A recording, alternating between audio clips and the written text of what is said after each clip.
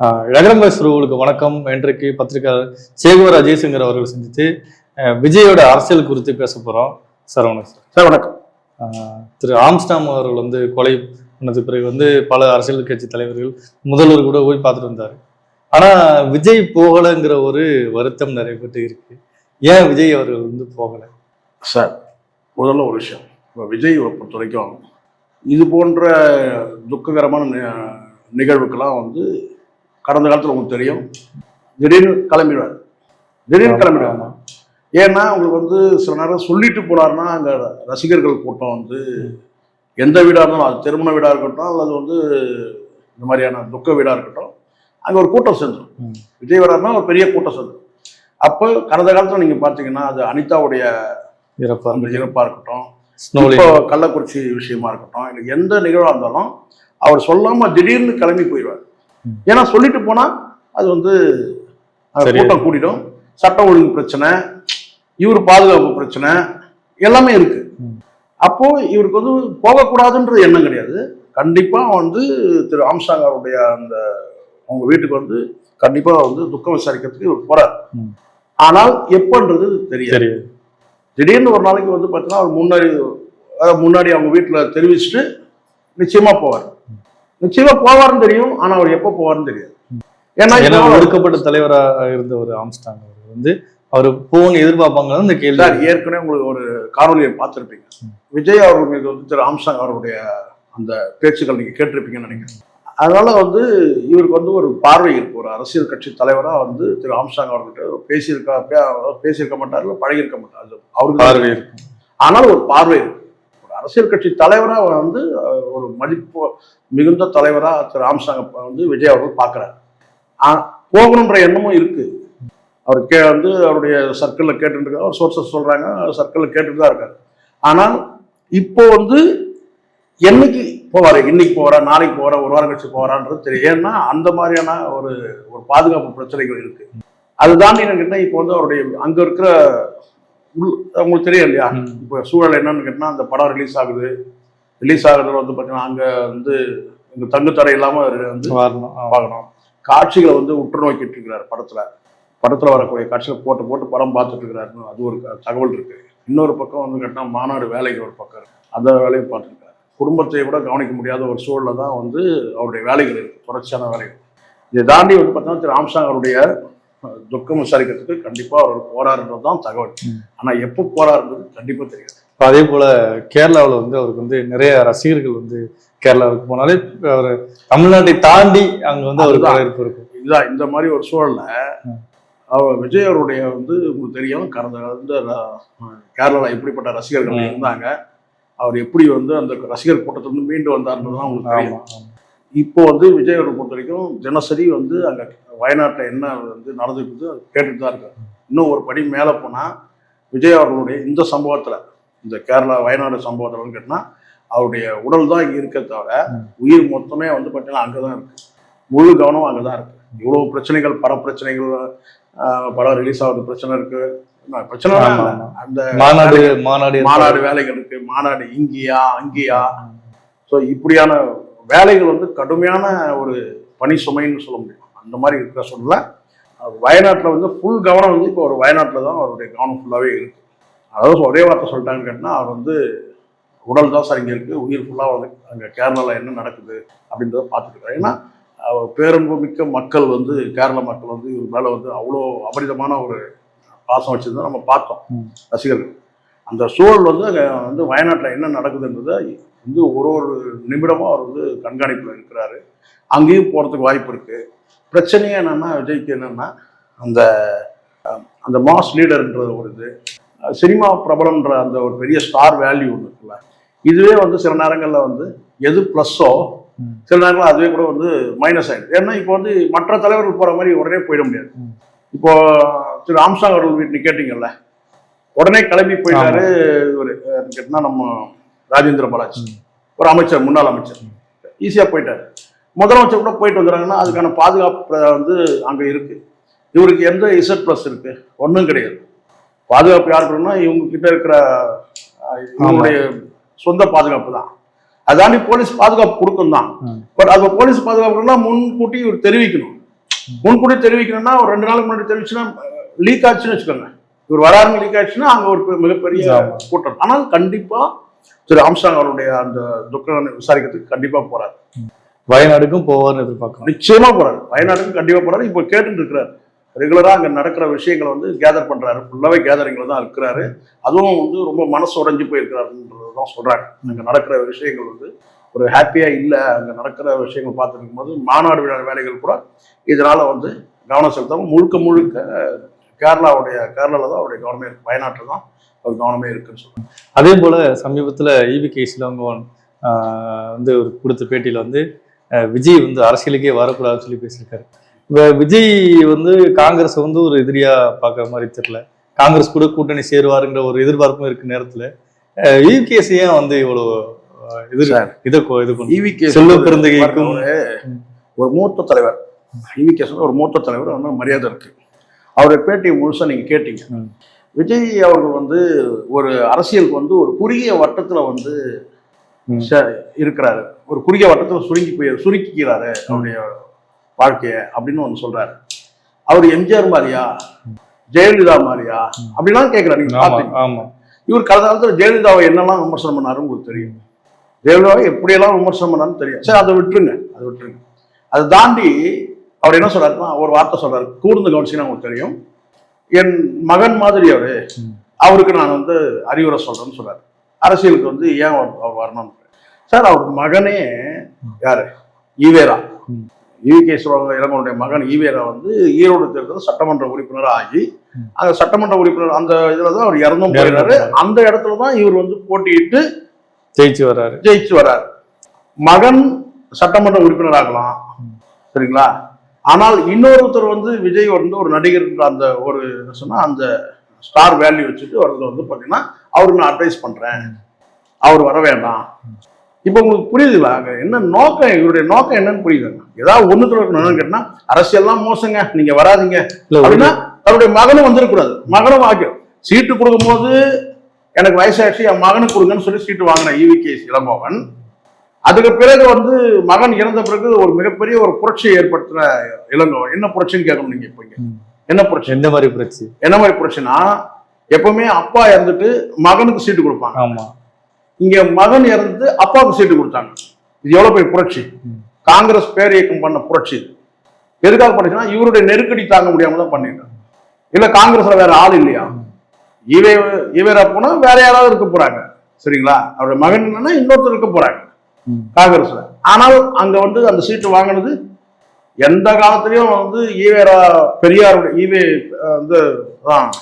பெரியாருடைய பேரன் சொல்லிக்காதவரு அந்த ஈரோடு தேர்தலில் நான் பெரியாரின் பேரன் சொன்னவர். அந்த காலத்துல ஏன் சொன்னா அவங்களுக்குள்ள நிறைய சொத்து பிரச்சனை எல்லாம் இருக்கு. அவங்க எல்லாம் பெரியாருடைய பேரன் சொன்னதே கிடையாது, சொல்லிக்கிட்டதே கிடையாது. ஆனால் அந்த தேர்தலில் பெரியாரின் பேரன் சொன்னவர் தான் யாரு? ஈவி.கே. இளங்கோவன். அதை தாண்டி கேட்டா மகன் இறந்துடுறான், அந்த பதவிக்கு வந்து இவர் போட்டிடுறாரு. அப்போ கூட இன்னொருத்தர் கொடுக்கணும்ன்ற எண்ணம் வரல, அவ்வளவு பதவி ஆசை தானே காரணம். மகனுக்கு சீட்டு வாங்குறீங்க, அங்க மகன் இறந்துடுறாரு, சரிங்களா? அப்ப நீங்க அந்த இடத்துல வந்து கேட்டா நானே போட்டிடுறேன்னு சொல்லிட்டு நீங்க வந்து போட்டிடுறீங்க. அப்ப இவ்வளவு பதவி ஆசை உள்ளவர் நீங்க. விஜய் மேல அப்படி என்ன உங்களுக்கு வந்து அவ்வளவு பாசம்? விஜய் மேல அப்படி என்ன உங்களுக்கு அவ்வளவு வந்து ஒரு பிரியம்? இல்ல நீங்க வந்து அரசியலுக்கு வராதீங்க இப்படி எடுத்துக்கலாமா? இப்போ வந்து விஜய் அரசியலுக்கு வந்துட்டா திமுக கூட்டணியில இருக்க காங்கிரஸ் வந்து வெளியே வந்து விஜய் கூட கூட்டணி அமைச்சிருவாங்க. அதாவது செல்வ பெருந்தகை ராகுல் காந்தி அந்த முடிவு எடுத்துருவாங்க. அதுக்கு உண்மை அதுதான். என்னன்னா இவங்களுக்கு எல்லாம் என்ன நினைப்பு தெரியுங்களா? அந்த ஈவி.கே. திமுக கூட்டணி ஈவி.கே.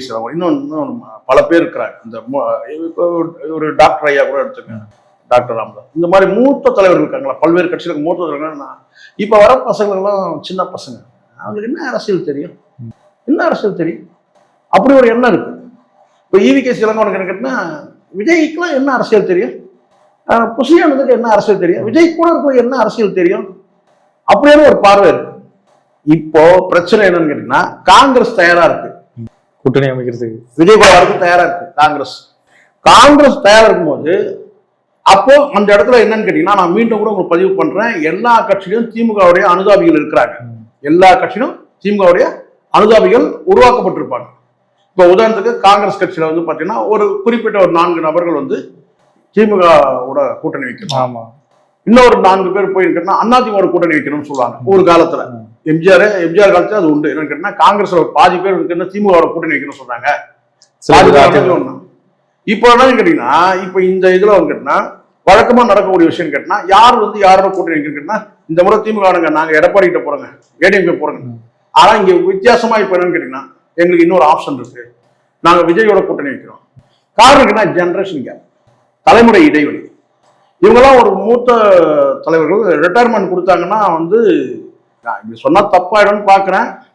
இவங்கெல்லாம் வந்து சித்திரகுப்தன் இன்னும் இவங்க ஃபைல எடுக்கல, எடுத்து டேபிள் வச்சு ஓபன் பண்ணாம இருக்கு. காங்கிரஸ் கட்சியே கலையாரு சார், இதுதான் உண்மை. சித்திரகுப்தன் வந்து ஃபைல் எடுத்து மேல வச்சிருக்காங்க, அதை ஓபன் பண்ணி லிஸ்ட் எடுத்து அதை டிக் மார்க் பண்ணிட்டா முடிஞ்சிருச்சு.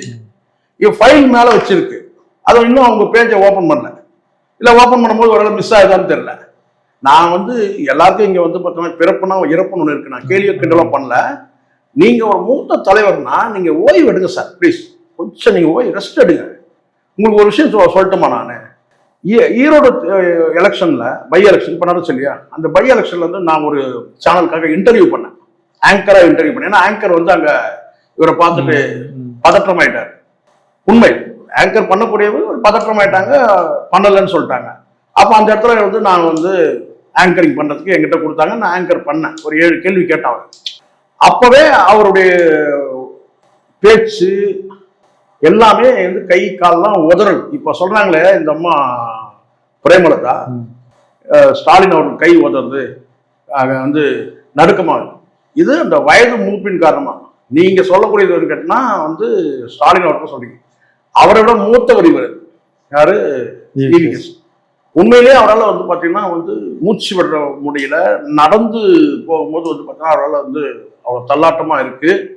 அப்படியான வந்து ஒரு காட்சி. நானே கேட்டேன், இவ்வளோ வயது மூப்படைஞ்சு நீங்கள் வந்து இந்த தேர்தலில் நீங்கள் வந்து போட்டிடணுமா, வேற ஒருத்தர் கூட வாய்ப்பு அப்படின்னு ஒரு கேள்வி போட்டேன். ரொம்ப நாசுக்காக அந்த கேள்வியை நான் வச்சேன். சரிங்களா, இப்படி ஒரு வயசான காலத்தில் இப்படியான ஒரு சூழல் உங்களுக்கு வந்துடுச்சு, ஏன்னா மகன் இறந்து தந்தை வந்து போட்டியிடக்கூடிய சூழல் வந்துடுச்சு அப்படின்ற மாதிரி கேட்டேன். அப்போ அவரு கேட்டா வந்து வயதை வச்சு கேட்டேன், இவ்வளோ வயசாயிடுச்சுட்டு வயதை மென்ஷன் பண்ணி தான் நான் கேட்டேன். அதுக்காக நான் வந்து நீங்க வயசாயிடுச்சு, ஆனால் ஒரு குறிப்பிட்ட காலத்தில் நீங்க ஓய்வு பெறணும். ஓய்வு பெறக்கூடிய நீங்க ஒரு புதிய தலைமுறை வந்து ஒரு அரசியலுக்கு வரும்போது அதை நீங்க எப்படி நீங்க கிரிட்டிசைஸ் பண்ணுவீங்க? நீங்க வராதிங்கன்னு எப்படி சொல்லுவீங்க? கொஞ்சம் வயசாகுது விஜய்க்கு 50 வயசு ஆகுது. 50 வயசு ஆகுது. அதை தாண்டி உங்களுக்கு வந்து மக்கள் செல்வாக்கு இருக்குன்னு தெரியும். ஆனா மக்கள் செல்வாக்கு நீங்க மதிக்கலாம் கூட போங்க, ஆனா ரசிகர்களோட செல்வாக்கு இருக்குன்னு தெரியும். எல்லாம் தெரிஞ்சு கூட நீங்க ஏன் வரீங்க, நீங்க ஏன் சுருக்கிக்கிறீங்க? அவர் சுருக்கிக்கலாம் இல்ல, விரிவாக்கம் பண்றாரு. ரசிகர்களை வந்து அரசியல் படுத்துறாரு. அதை தாண்டி வந்து பார்த்தீங்கன்னா மக்கள் தொண்டுக்கு வந்து மடைமாற்றம் செய்யறாரு. ரசிகர் வந்து ஒரு குறிப்பிட்ட பாலாபிஷேகம் பண்ணிட்டு அப்படி போயிடாம அது அரசியல் மக்களுக்கான பணிகளுக்கு அவரை வந்து அரசியல் படுத்தி திருப்புறாரு. விரிவாக்கம் பண்றாருன்னு என்ன சொல்லலாம், சுருக்கிக்கிறான்னு சொல்ல முடியாது. அப்ப இவங்களுக்கு உள்நோக்கம் என்னன்னு கேட்டீங்கன்னா திமுகவுக்கு ஒரு ரூட் கிளியர் பண்ணி கொடுக்கணும். அதுதான் அஜெண்டா. திமுக கூட்டணிக்கு இன்னும் சொல்ல போனா நான் கேட்டா திமுக வந்து உருவாக்கி வச்சிருக்கிறது அடிமைகள் சொல்ல முடியும். நேரடியா சொன்னா அடிமைகள். இவங்க திமுகவின் அடிமைகள், அதிமுகவின் அடிமைகள். காலகாலமா காங்கிரஸ் அப்படிதான் கடந்த ஒரு 10 தேர்தலுக்கு மேல இந்த பக்கம் ஒரு அடிமைகள், அந்த பக்கம் ஒரு அடிமைகள். திமுக ஒரு அடிமைகள், ஒரு குரூப், அந்த பக்கம் அடிமைகள். இதை தாண்டி வந்து இப்போ செலவு பிரதைகள் வந்து என்ன சொல்லி கேட்டா ஒரு சுதந்திர காற்றை சுவாசிக்கணுமோ, இப்ப மாற்றி நம்ம சிந்திக்கணும், எவ்வளவு காலத்துக்கு நம்ம இப்படியே இருப்போம் அப்படின்னு ஒரு புதிய சிந்தனை அவருக்கு வருது. அவரோட முரண்படுறாரு. யாரு? EVKS வந்து முரண்படுறாரு. EVKSக்கு என்ன இப்ப பிரச்சனை? இப்ப அவர் தலைமை பொறுப்பு கொடுத்தா கூட அவரால் செயல்பட முடியாது. இதுதான் உண்மை. சட்டமன்ற உறுப்பினராகவே அவரால் வந்து செயல்பட முடியாது. பல பிரச்சனைகள் அவருக்கு இருக்கு. உடல் நலக்குறைவு இருக்கு, அதுக்காக கொரோனால வந்து பாதிக்கப்பட்டாரு, இன்னும் பல இருக்கு. நான் வந்து அவருடைய அரசியல் ஆளுமையை நான் குறைச்சி மதிப்பில்லை. ஆனால் அவர் எடுத்து வைக்கக்கூடிய கருத்துக்கு வந்து நான் வந்து ஒரு பதில் கருத்து நான் சொல்றேன். நீங்க இன்னொருத்தர் வந்து ஒரு 80 வயதை நோக்கி நகரம் நீங்க வந்து அரசியல்ல இருந்துகிட்டு ஒரு 50 வயது உள்ள ஒரு நடிகர் ஒருத்தர் அரசியலுக்கு வராருன்னு சொன்னா நீங்க வரவேற்கணும் சார். நீங்க வர வேணும்னு சொல்றீங்கல்ல, அது என்ன உள்நோக்கம்னு கேட்கிறேன் நான். நீங்க உதயநிதி அவர்களை தூக்கி வச்சு பேசல எங்களுக்கு எந்த பிரச்சனையும் கிடையாது. இங்க வந்து என்னுடைய குறிக்கோள்னு கேட்டா ஒருத்தரை வந்து தூக்கி ஒருத்தரை இறக்குறதுன்றது இருக்கக்கூடாது. யாரா இருந்தாலும் சொல்றேன், அது யாரும் அதை பண்ணக்கூடாது. ஒருத்தர் பெருமையா பேசிட்டு ஒருத்தர் சிறுமைப்படுத்துறதுன்றது இருக்கக்கூடாது. நீங்க வந்து உதயநிதி அவர்கள் அவருடைய பாதையில அவருடைய அரசியல்ல அவர் இருக்கிறார். அவருடைய கட்சி அவருடைய அமைப்பு ரீதியான கட்சி வந்து பார்த்தீங்கன்னா, ஆனா ஒரு புதிய கட்சி உருவாகி வரும்போது இப்போ நீங்க வந்து காலங்காலமா வந்து பார்த்தீங்கன்னா நீங்க வந்து அடிமை சாசனத்தை மாத்தி மாத்தி எழுதணுங்க. இது இந்த பக்கம் ஒரு கொஞ்ச நாள், அந்த பக்கம் கொஞ்ச நாள், இப்படி அரசியல்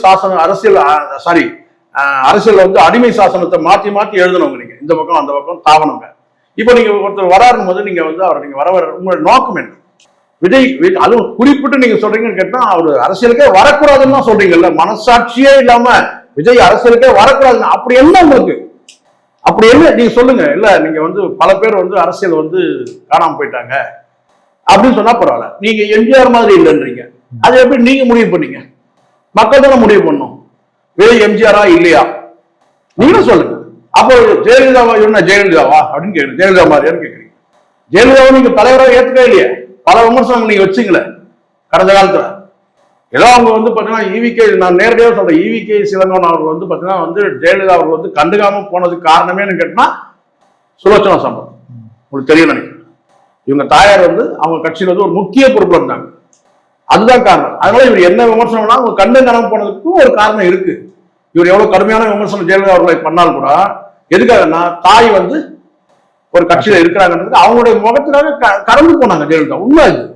இல்லைன்னா கடந்த காலத்துல இவர் மோசமான ஒரு வந்து ஈவிகே நினைவு தான் உங்களுக்கு நான் ஞாபகப்படுத்துறேன். இருந்தாலும் மோடி அவர்களையும் ஜெயலலிதா அவர்களையும் இணைச்சு ஒரு என்ன சொன்னா தப்பான ஒரு கருத்தையும் பதிவு பண்ணார். இன்னைக்கு சொல்றாங்கல்ல இந்த ஆபாசமான கருத்து எல்லாம் சொல்றாங்க இல்லையா, அந்த மாதிரி ஒரு ஆபாசமான ஒரு கருத்தை கூட, அதாவது கருத்து தெரிவிக்கிற மாதிரி துணிக்கிற மாதிரியான வார்த்தைகள்லாம் விட்டார். அதனால நிறைய நாங்கள் கலர வேண்டியது இருக்கும். ஈவிகே சிலவனுடைய பழைய விஷயங்கள் நம்ம நிறைய தோண்டி எடுப்போம். அது நமக்கு நோக்கம் இல்லை. ஆனால் நான் மீண்டும் கூட நான் சொன்னேன், ஒருத்தர் அரசியல் வராருன்னு சொன்னா ஒரு மூத்த தலைவர் நீங்க ஆலோசனை சொல்லுங்க. இப்போ விஜய்க்கு என்ன சொல்லுங்க கேட்டீங்கன்னா, விஜய்க்கு உங்க பார்வைக்கு அரசியலே அவருக்கு தெரியலன்னு வச்சுக்கோங்க. அப்ப நீங்க சொல்லுங்க, விஜய் அவர்கள் வந்து இந்த மாதிரியான அரசியல் முன்னெடுப்புகளை செய்யணும், இதை பத்தி பேசணும், அதை பத்தி இல்லையா கண்டெஸ்ட் பண்றீங்களா, டைரக்டா விமர்சனம் பண்ணுங்க. நீங்க வந்து ஜிஎஸ்டி பத்தி எதுவும் பேசவே இல்லை, இந்த பட்ஜெட்டை பத்தி நீங்க எதுவுமே பேசவே இல்லை, நீங்க அரசியல் கட்சி வந்து இந்த பட்ஜெட்டை பத்தி உங்களுடைய கருத்து என்ன, நீங்க ஏன் சொல்லலை, அப்படி கண்டெஸ்ட் பண்ணுங்க. 1-to-1 கண்டெஸ்ட் பண்ணுங்க. நீங்க விமர்சனம் வைங்க, இது அரசியல்.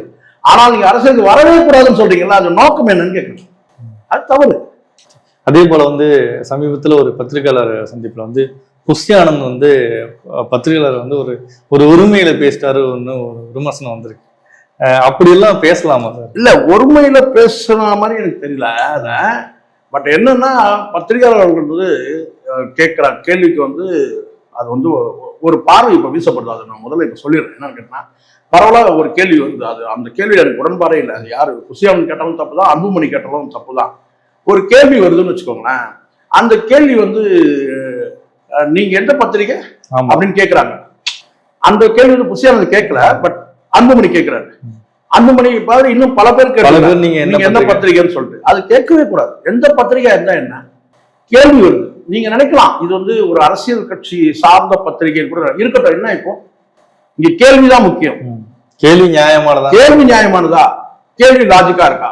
சம்டைம் கேள்வி லாஜிக்கா கூட இல்லாம இருக்கும்.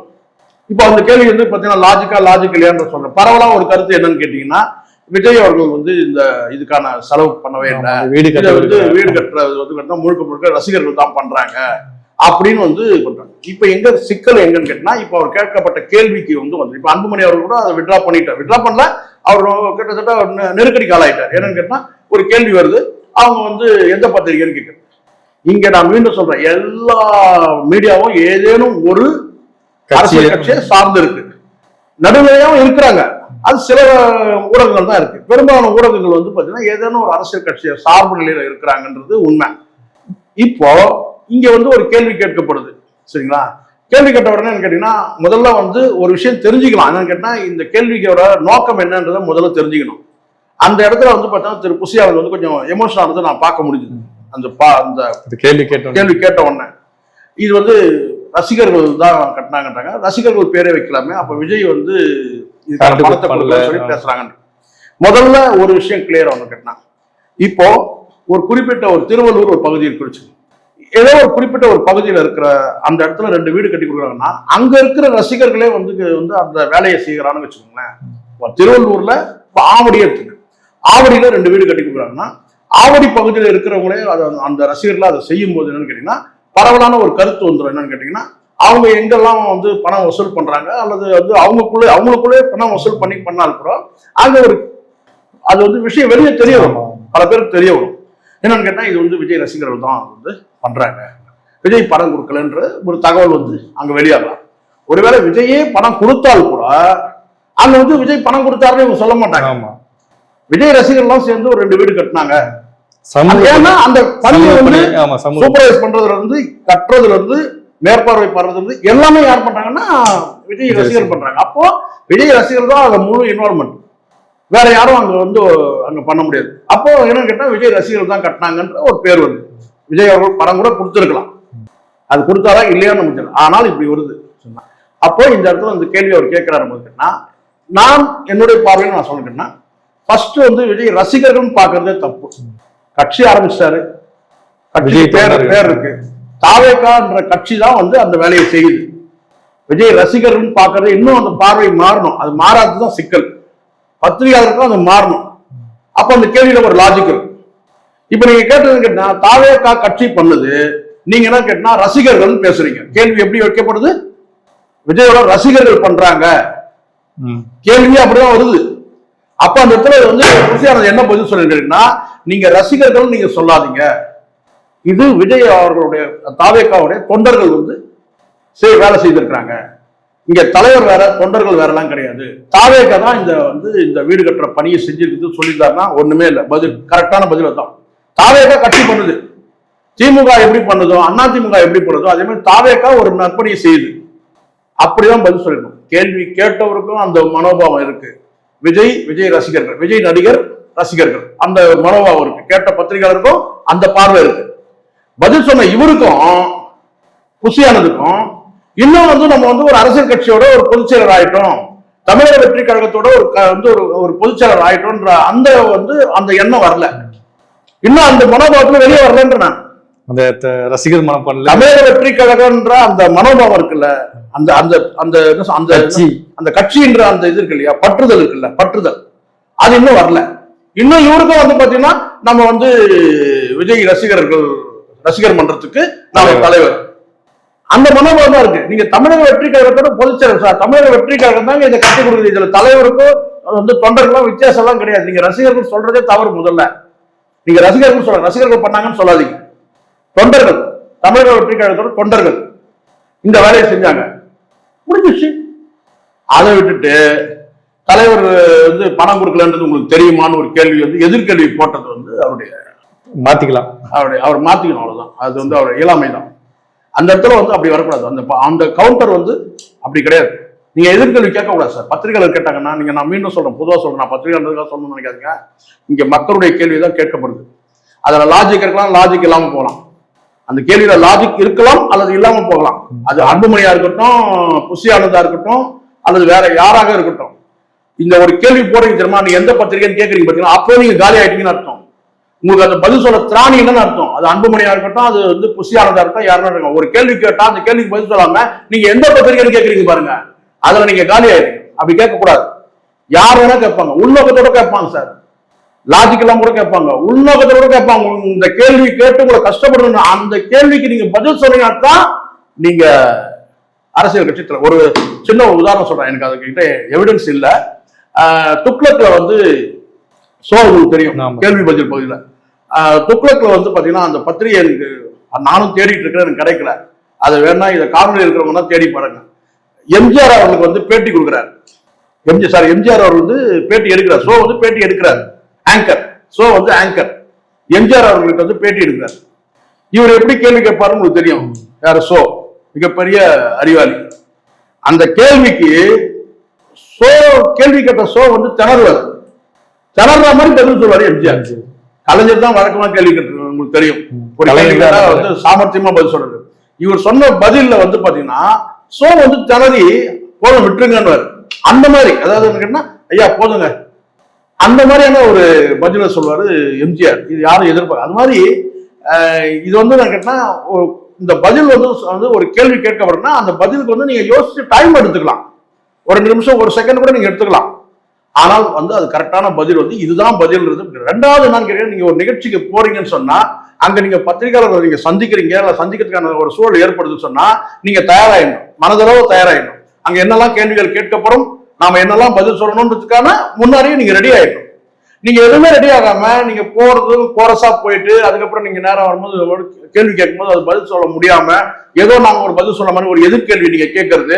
அப்ப மீண்டும் ஒரு கேட்கறேன்னு கேட்டா தலைவர் கொடுக்கலன்னு உங்களுக்கு தெரியுமா, சரி கொடுத்ததா வச்சோம், எவ்வளவு கொடுத்தாருன்னு கேட்பாங்க. அடுத்த கேள்வி, இந்த வீடு கட்டுறதுக்கு எவ்வளவு கொடுத்தாருன்னு கேட்பீங்க. அப்புறம் அந்த நோட்ல வந்து பாத்தீங்கன்னா வந்து கவர்னருடைய வந்து கையெழுத்து போட்டிருக்கா நீங்க கொடுத்த நோட்ல, அதை கூட கேட்பாங்க.